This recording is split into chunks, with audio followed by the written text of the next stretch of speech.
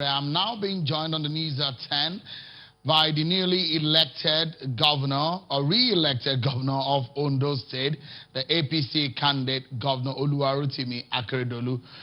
Thank you so much for joining us on the news at 10, and I must say congratulations for your re-election into office.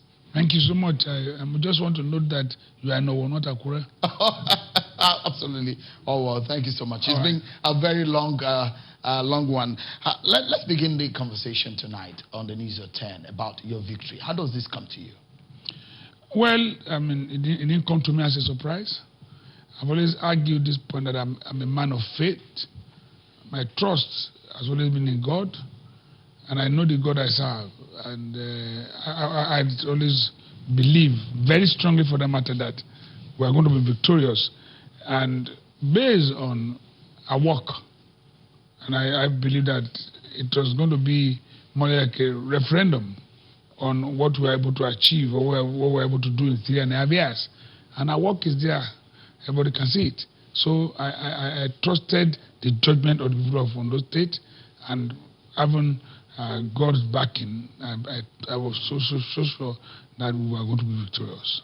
Well, I mean, you knew you were going to be victorious, but in this dimension, were you very clear at the onset that you were going to be victorious, especially winning in some areas that where analysts have said you may not win those local government? You won 15 local government areas. Well, I mean, did you see that coming? When you say no, let me clear very well. I believed.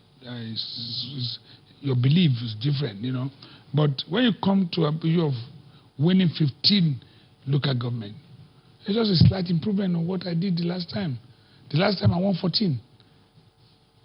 Talking seriously, in all frankness, I thought I was going to win the 18 local government. I'm shocked as what happened in Akure, because I take Akure South, Akure North, and the Federal as the whole Akure. So I'm shocked at the development there. But I will have to put that one behind me and move forward. But for that Akure factor, I expect that I'll win everywhere, because I worked even in those local governments in which the people turned against us. But it's all right by me. But we'll forget it. If you have learned anything from this process, it's been a long one for you. You've been a lawyer all your life, and coming into politics also has taught you a lot. Now, seeking a re-election, it has opened your eyes. What lesson would you say these very past few months have taught you? Well, these past few months, I mean, what the events that led, or the events that commenced all this process, like the deputy governor who decided to jump ship, I was shocked too, although I got to know it was going to happen. When I saw his movements, I got to know that, look, okay, this man has made up his mind to go, and if whether he likes it or not. And I think God answered my prayer. I was praying for him to go, because he had to go anyway, because you cannot have people who will be there who want to stab you at the back and you want to keep them in the house. No. You cannot have a snake under your roof and think you can sleep well. So it was good that we had the snake to go so I can sleep properly. So that taught me a lesson in politics. But it's not a new thing. It has happened over and over. Right here in Southwest, even in the North, everywhere. Look at the case of Baba Awolo and Akeredolu. Look at Omoburu and Ajashi here. Look at so many instances. Look at Polagi and the Afolabi. Many instances. So for me, it's nothing new. It was not new. But immediately I sensed it. I knew that, look, it's not possible for me to continue to want to plant corn and have Yoruba's call it akparu under and carry it and say I'm planting corn. It will eat all their corn. It will never germinate. So when this akparu had to leave, I was very happy, and I thank God for it. And I knew I was going to go into this politics, and I was going to face a lot of what I would call blackmail, because that is their stock in trade. There was no other thing they were going to throw at us, throw at me, throw at my family, throw at my wife, throw at my children. But it doesn't matter to me, and because I felt no way, there was nothing God would not do.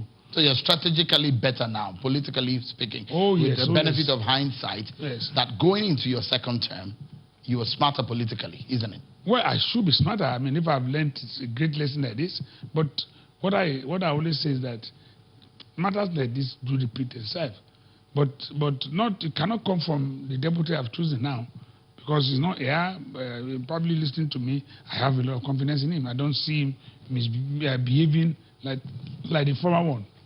Okay. Fence mending will be very important. Uniting your party, uniting the ranks that you present belong will be very important. How do you have friends who you think have betrayed you? How do you hope to start that process? Now, the process I'm concerned about is, you mentioned my party, but there are few dissidents in my party. The party is united. I mean, it has never been that you have aspirants all coming together to support the person who won at the primaries. So for me, our party is united. But there are people who still feel they are disgruntled on one issue or the other. So now, I mean, there's not much for me any longer in terms of having to do politicking. It's for me now, my goal should be to get all members of the party together to work together.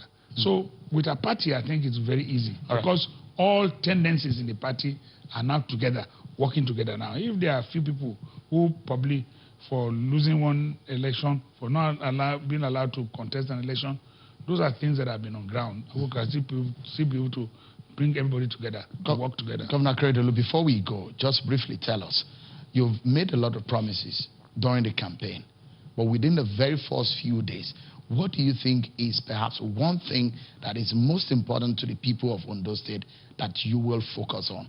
The burden of governance.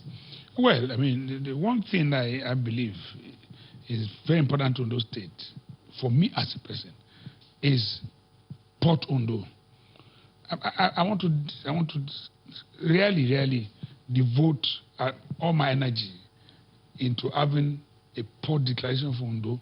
So from there, as you go along, because I've always had a vision that, look, Ondo State, we have the longest coastline. Before now, we should have been connected to global economy through the sea.